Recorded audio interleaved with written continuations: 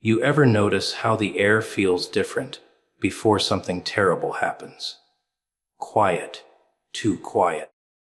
Like the world is holding its breath, waiting. People go about their little lives blind, pretending nothing's wrong.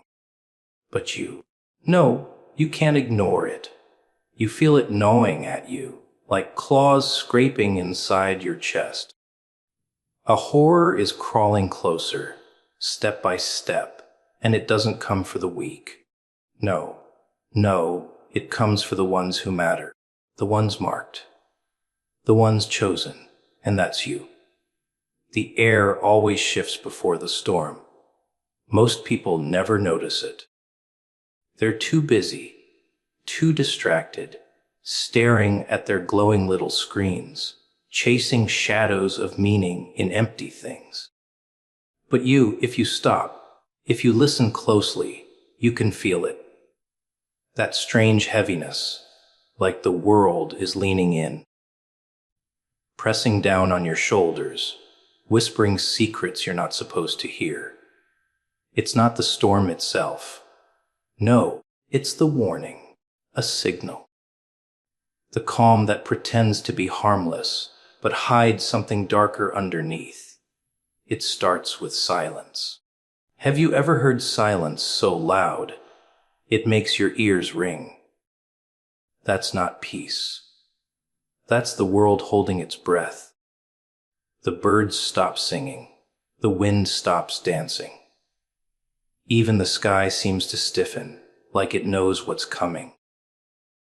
You walk through the streets, and everything looks the same, but nothing feels the same. It's the kind of silence that makes you feel like you're not alone, even when you are. Like someone, or something, is watching, waiting. Most people, they brush it off. They say, it's just the weather, or I'm imagining things. They laugh it away, because it's easier to pretend nothing is happening than to admit everything is about to change. They ignore the shift, and that's why they're always caught off guard when the storm finally breaks. They scream, they panic, they run, because they thought the calm meant safety. But the chosen don't fall for that trick. They notice the air. They taste the static. They smell the electricity. They feel the storm before it's even born. The shift in the air. It's more than nature. It's more than thunderclouds and wind. It's a test. A question whispered by the universe. Or are you awake? Are you ready? Most people answer with denial. They look away. But not you. Not the ones who carry that weight in their bones. You sense it. It coils around your spine, makes your skin crawl, and deep down, some part of you already knows the horror is moving, and it's moving toward you. That shift. It isn't just outside. It gets inside. It changes you. Your thoughts get sharper, but darker too. Little things that never bothered you suddenly scratch at your nerves. A laugh feels hollow. A smile feels fake. You look around, and every face is a mask. Every sound is suspicious. Every shadow stretches longer than it should. The air presses down on your lungs, making it hard to breathe. And that's when you realize you're not imagining it. You're being prepared. The world isn't warning everyone. It's warning you. People will call you paranoid. They'll say you're overthinking. They'll try to laugh you back into their comfortable illusions. But while they're laughing, you're the one feeling the vibrations beneath your feet. You're the one hearing the footsteps in the distance before anyone else even notices. That's the curse of awareness. That's the price of being chosen. You don't get to sleep through the silence. You don't get to enjoy the calm. You have to stand in it, knowing it's just a mask stretched tight over chaos. The air, it shifts in ways words can't capture. It makes your skin prickle, your stomach turn, your heart race for no reason at all. And yet, there is a reason. You're being told without being told. You're being pulled without being touched. The shift is the invitation, the opening act, the drum roll before the scream. You can't stop it. You can't fight it. You can only notice it. And when you notice, everything changes. Because once you've felt the air twist like that, you can never go back to believing it's just air.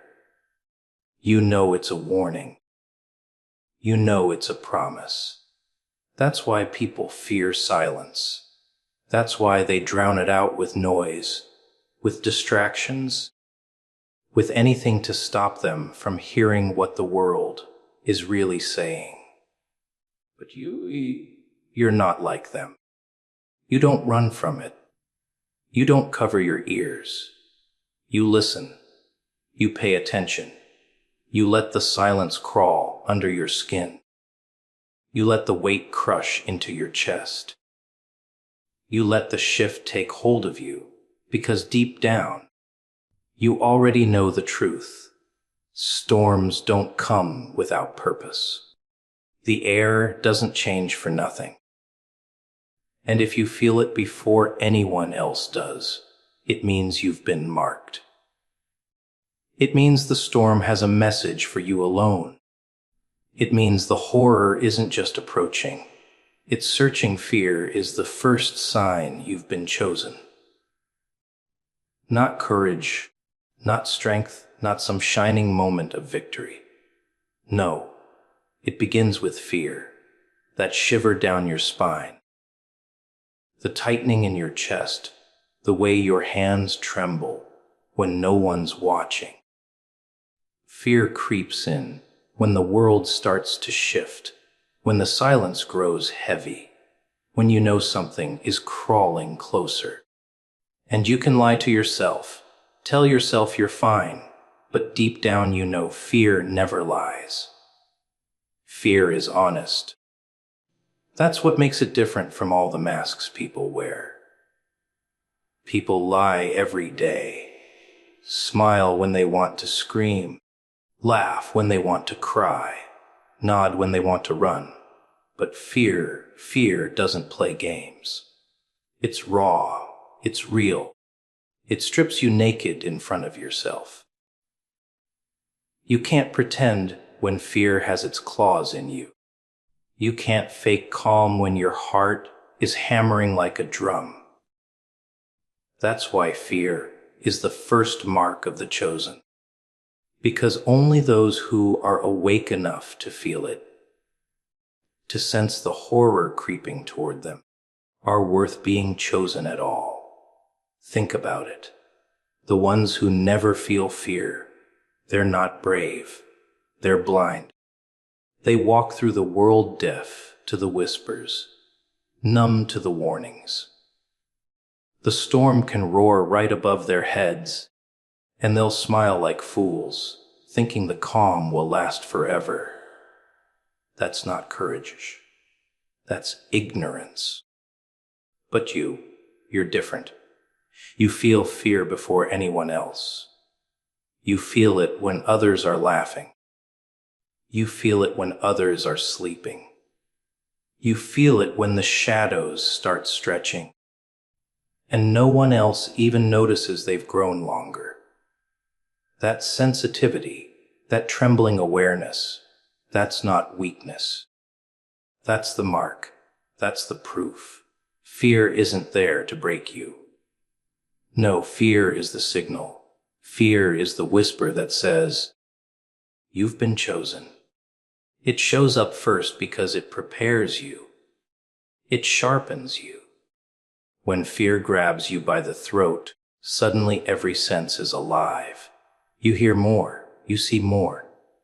You notice every detail, the way the floor creaks, the way a smile twitches wrong, the way the air thickens with tension.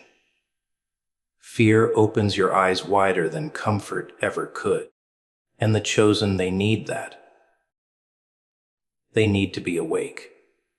Because what's coming won't be kind, and only those who are alert will survive it. The irony is that people run from fear. They medicate it, bury it, drink it away, distract themselves until they're numb. But the chosen, oh, they don't get that luxury. The chosen are forced to feel every sharp edge of fear, every icy finger down their spine. And in that discomfort, they learn the truth. Fear is not an enemy. Fear is a guide. Fear is a teacher. Fear is the hand that points toward destiny, even when destiny is wrapped in horror. And here's the thing most will never understand. The greater the fear, the greater the calling. If you feel only a flicker, maybe you're standing on the sidelines. But if fear grips your gut, if it makes your knees weak, if it makes you doubt your own sanity, that means the storm has chosen you. That means the horror isn't random, it's personal. The universe doesn't waste fear on the ordinary. It reserves it for the ones who are meant to step through it. Fear is the fire that burns away illusions. You can't hold onto lies when fear is gnawing at you. You can't pretend you're safe. You can't pretend you're small. You can't pretend you're just another face in the crowd. Fear rips those masks off and leaves you staring at the raw, trembling truth. You are in the center of something bigger, something darker, something that doesn't just want to scare you. It wants to change you. And in that moment, when fear is at its peak, when your pulse is screaming in your ears, you discover something no ordinary person will ever touch. You realize fear is not just proof that something terrible is coming. It's proof that you matter. You wouldn't be afraid if you weren't standing at the edge of something monumental. You wouldn't feel the claws digging into you if you weren't standing in the crosshairs of destiny. The storm doesn't whisper to the crowd. The horror doesn't chase shadows. It hunts the chosen. It hunts the ones who can feel it before it arrives. And if fear is haunting you, if it is consuming you, then you already know you've been marked. The horror hunts only the strong. That's the part nobody understands. They think horror is random, blind, cruel. They think it picks its victims at random, like some twisted game of chance. But no, that's not how it works. The horror isn't interested in the weak. Why would it be? The weak crumble too easily. They break before the game even starts. There's no satisfaction in crushing something that was already in pieces. The horror has standards. It wants a challenge. It wants someone who can feel the weight, someone who can fight back, someone who can suffer properly before they rise or fall. That's why it comes for the strong. That's why it comes for you. The weak hide in their comfort, and the horror walks right past them. They're invisible, irrelevant, background noise in the grand play of chaos. The horror doesn't waste time on them because they can't give it what it craves: resistance. The strong, though, The strong are different. They don't run as easily. They don't surrender as quickly. They hold on, they fight, they endure. And that's what makes breaking them so exquisite, so meaningful. And if they don't break, if they survive, then they become something even the horror respects. You see, the horror is a hunter, and every hunter chooses prey worth chasing. Do you think lions waste their time on corpses? Do you think wolves stalk the sheep that fall behind? No. They go for the proud, the defiant, the ones that think they can outrun fate. Because those are the ones that make the hunt real. That's how the horror works. It doesn't care about the weak who hide in the shadows. It stalks the ones who dare to stand in the light, the ones who carry themselves like they matter, the ones who've already proven they're different. And here's the cruel truth. The fact that you feel it, the fact that you sense it creeping closer, means you're not weak. It means you've been noticed, marked, chosen. The horror doesn't chase cowards. It doesn't need to. It comes for the strong, because the strong have something worth taking. They have courage. They have willpower. They have something that can be tested, bent, maybe even broken. And breaking the strong, that's the real prize. But there's another layer. Sometimes the horror doesn't come to destroy the strong. Sometimes it comes to shape them, to carve them out like stone, to burn them like iron, to strip away everything soft until only the unshakable remains. The weak can't be shaped that way. They collapse before the fire even touches them. But the strong are forged in that fire. And when the horror hunts them, it's not just an attack. It's a transformation. That's the twisted beauty of it. You think the horror comes to ruin you, but in reality, it's choosing you. It's acknowledging you. Out of the millions sleepwalking through their dull little lives, it pointed its finger at you and said, This one is worthy. Do you realize what that means? It means you are not ordinary. You're not just another name, another body, another ghost in the crowd. You're a target. You're prey. And not just any prey. The kind that makes the hunt worthwhile. The strong don't like to admit they're afraid. They put on their armor. They grin through their pain. They act like nothing can touch them. But when the horror arrives, even the strong tremble. And that trembling, that cracking, that edge of despair, that's the moment of truth. That's when the strong are either destroyed or remade. That's when they either break like glass or harden into something unbreakable. The weak will never know that test. The weak will never feel that fire. Only the strong get chosen for that moment.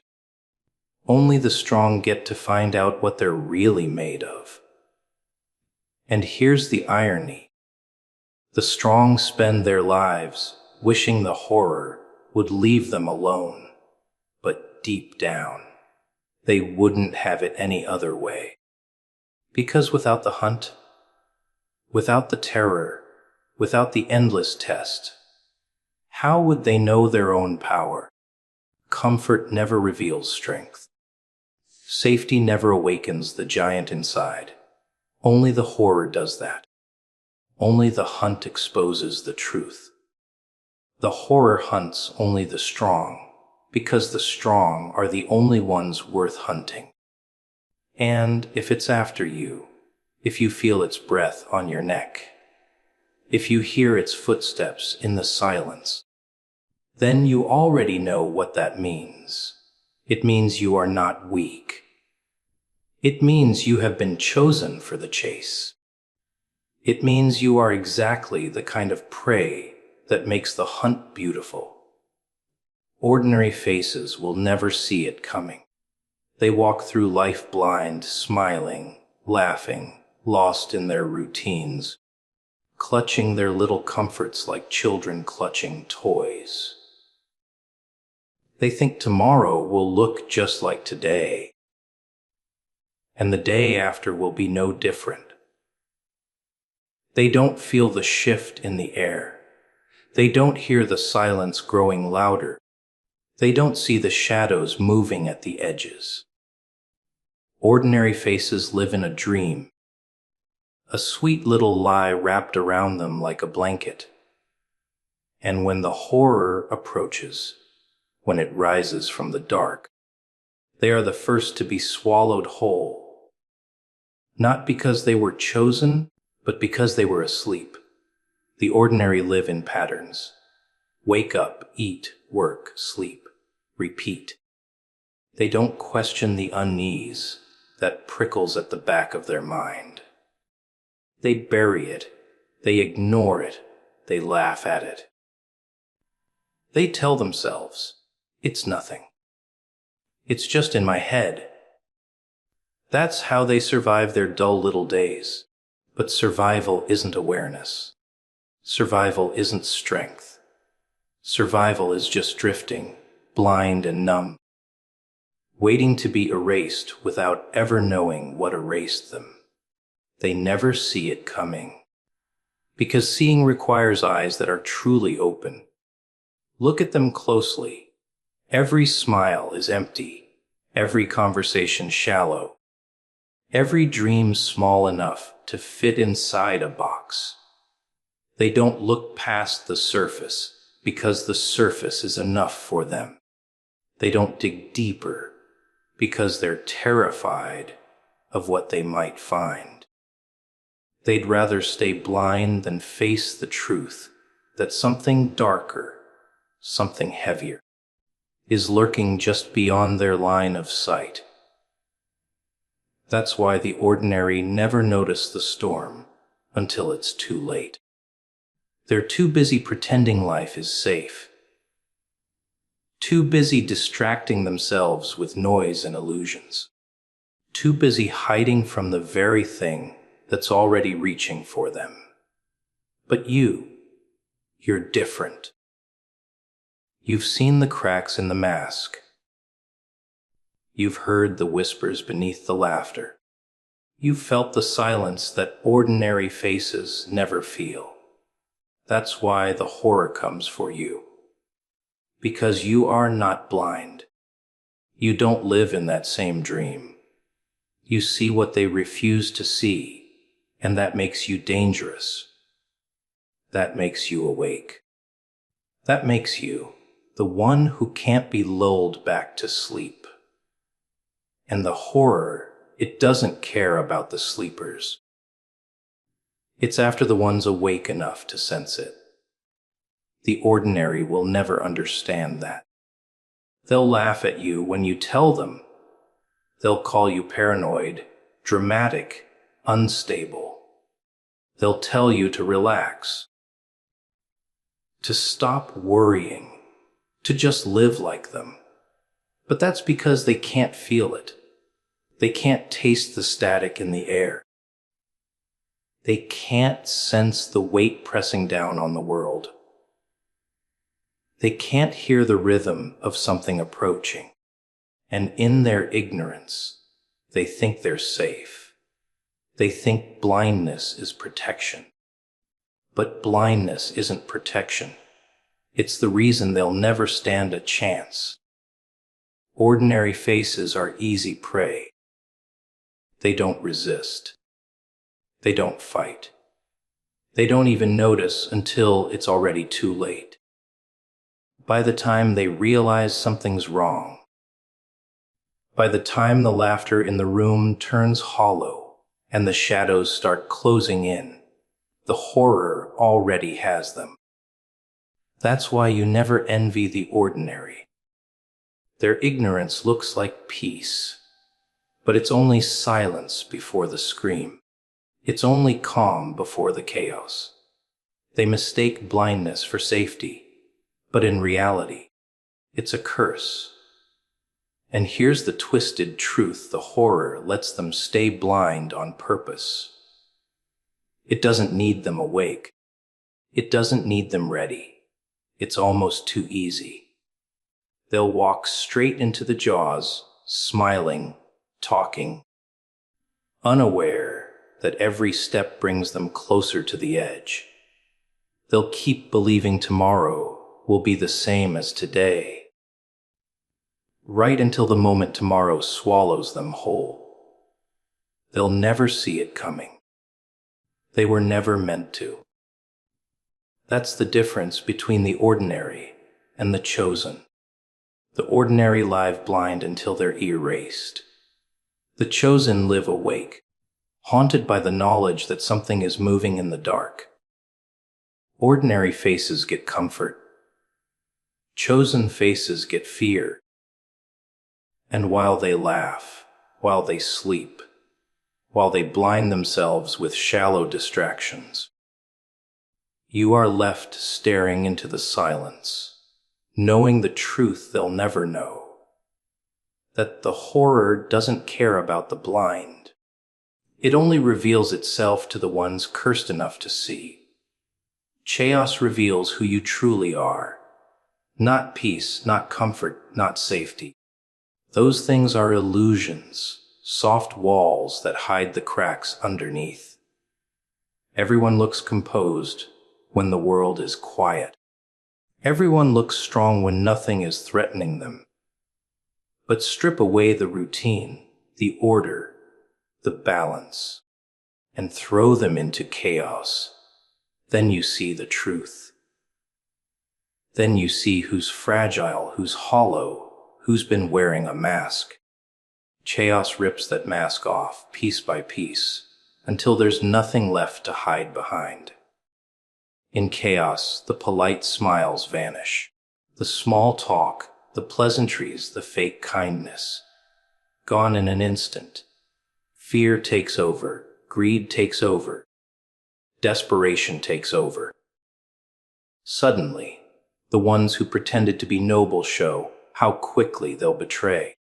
The ones who claim to be brave show how fast they'll run. That's the beauty of chaos. It doesn't lie. It doesn't negotiate. It doesn't care about your reputation, your titles, your stories. It squeezes your soul like a fist, and whatever leaks out. That's who you really are. Most people are terrified of chaos for that very reason. Not just because it's dangerous, not just because it's unpredictable, but because deep down they know they can't survive the mirror it holds up. They know if the walls collapse, their true selves will crawl out, and that truth won't be heroic, won't be pretty, won't be something they can brag about. It'll be ugly, selfish, raw.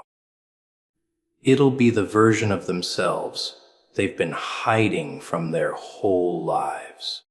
And chaos doesn't care if you're ready to see it. It shows you anyway. But you don't get to run from it. The chosen never do. You've felt chaos breathing down your neck. You've stood in its storm while others were still pretending the weather was fine. You know how it strips you, how it burns through your excuses, how it takes everything you thought you were and throws it into the fire. And yet, here you are, still standing. That's the difference.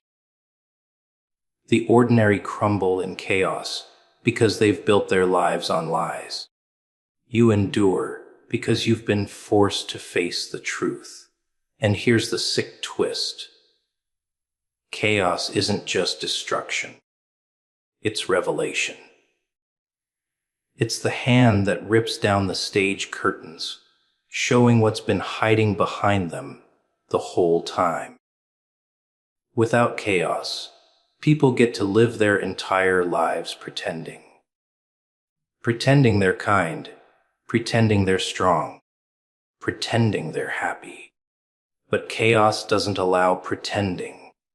It digs its claws into your chest, and whatever spills out, that's you.